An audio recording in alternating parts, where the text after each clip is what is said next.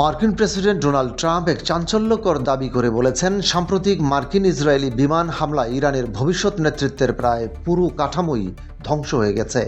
মার্কিন সংবাদ মাধ্যম এবিসি নিউজকে দেওয়া এক বিশেষ সাক্ষাৎকারে তিনি জানান, অভিযানের লক্ষ্যবস্তু ছিল শুধু সামরিক স্থাপনা নয়, ইরানের সম্ভাব্য শীর্ষ নেতৃত্বও। সাংবাদিক জোনাথন কার্ল এর সঙ্গে আলাপচারিতায় ট্রাম্প বলেন, ইরানের সর্বোচ্চ নেতৃত্বের পরবর্তী সারিতে জানাচ্ছিলেন তাদের কাউকেই আর খুঁজে পাওয়া যাচ্ছে না। ট্রাম্পের ভাষ্য অনুযায়ী শুধু প্রথম সারি নয়, দ্বিতীয় ও তৃতীয় স্তরের সম্ভাব্য নেতারাও এই অভিযানে নিহত হয়েছেন। সাক্ষাৎকারে ট্রাম্প 2024 সালে তার বিরুদ্ধে কথিত ইরানি হত্যা ষড়যন্ত্রের প্রসঙ্গ টেনে বলেন, তিনি আমাকে মারার আগেই আমি তাকে মেরে ফেলেছি। এ বক্তব্যের মাধ্যমে তিনি ইঙ্গিত দেন এই সামরিক অভিযান ছিল এক ধরনের প্রতিরোধমূলক পাল্টা জবাব। অন্যদিকে দ্য নিউ ইয়র্ক টাইমসকে দেওয়া পৃথক মন্তব্যে ট্রাম্প জানান, ইরানে ভেনেজুয়েলা মডেল এ ক্ষমতা হস্তান্তরের সম্ভাবনা রয়েছে, যেখানে শীর্ষ কয়েকজন নেতাকে সরিয়ে বাকি প্রশাসনিক কাঠামো অক্ষত রাখা হয়।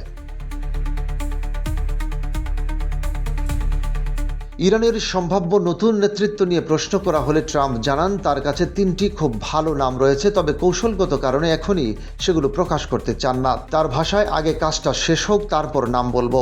ট্রাম্পের দাবি অনুযায়ী শনিবারের হামলায় ইরানের সর্বোচ্চ নেতা আয়াতুল্লাহ আলী খামেনির পরবর্তী পদপ্রার্থীদের বড় অংশই নিহত হয়েছেন। যদি তার বক্তব্য সত্য হয়, তবে ইরান এক অভূতপূর্ব নেতৃত্ব সংকটে পড়তে পারে।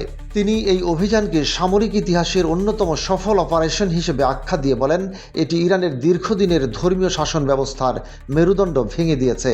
তবে ট্রাম্পের এসব বক্তব্যের স্বাধীন কোনো আন্তর্জাতিক যাচাই এখনও পাওয়া যায়নি। তেহরানের পক্ষ থেকেও আনুষ্ঠানিক প্রতিক্রিয়া আসেনি, ফলে তার দাবিকে ঘিরে আন্তর্জাতিক মহলে কৌতূহল ও বিতর্ক দুটোই তৈরি হয়েছে।